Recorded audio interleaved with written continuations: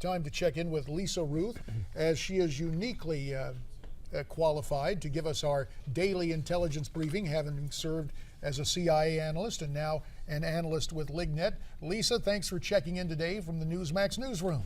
Great to be here. Lisa, ISIS has shown a propensity, and again, those very disturbing images of the American journalist being beheaded. What is the buzz in the intelligence community about ISIS? Is this just brutality as usual for them, or have they turned it up a notch? You know, the way we're all looking at it, one of the things we've talked about here is they have adapted. They continue to adapt. They're very nimble. And this is absolutely a retaliation for the airstrikes. You know, that said, this is perfectly within their wheelhouse, if you will. This is not outside of something they've done before. It's just that they're targeting Americans.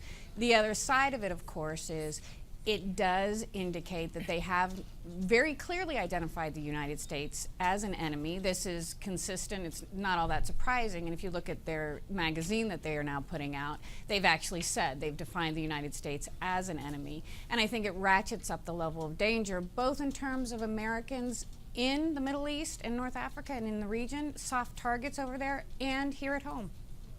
Lisa, we've heard reports that their leader, al-Baghdadi, is a disciple of al-Zawahiri, a terrorist no longer with us thanks to U.S. airstrikes. What do we know about that? You're right. We have heard he certainly took over after Zawahiri was killed. I think Baghdadi, though, is his own person, if you will. I think that he has shown a real leadership capability that we have not seen from terrorists before. And I mean that in terms of large-scale operations, military tactics. So I think he is a little bit of something different. We don't know a lot about him, although my guess is that intelligence on the ground is working very quickly to try to gather that information. What we do know is that he's effective. We know that he's using social media, for example, extremely well. He is organizing his troops. Again, back to he's changing tactics depending on the threat. Again, from an intelligence standpoint, he is someone who's far more dangerous as a terrorist leader than what we've seen. Just playing the results here, looking at, he's been able to do things that other terrorist groups just have not been able to do.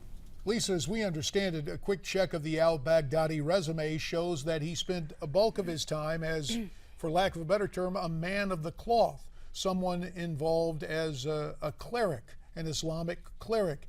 Has that element of faith and his extreme form of Islamism, if you will, has that enhanced his ability to lead these troops in ISIS?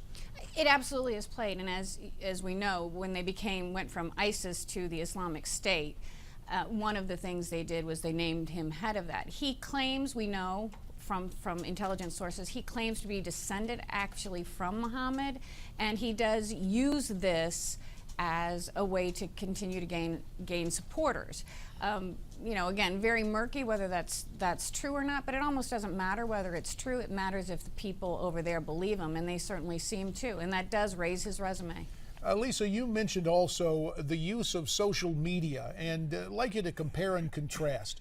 ISIS has used it in deadly fashion. Meantime, there was a collective scratch of the head when our CIA activated Twitter, and its first tweet famously being, "We can neither confirm nor deny the source of this tweet."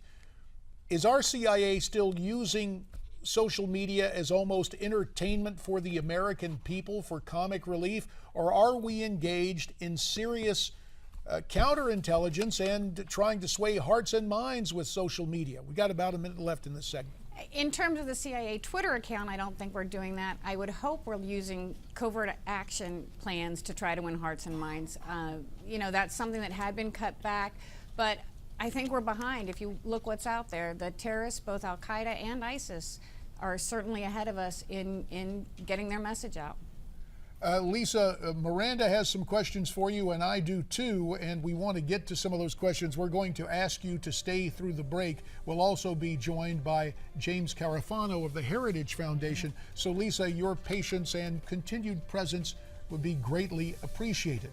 And we hope you likewise at home will remain present and accounted for. And remember, for detailed analysis concerning terrorism and on ISIS, go to the website lignet.com. That is where you can get this information, and more information is ahead as America's Forum continues here on Newsmax TV.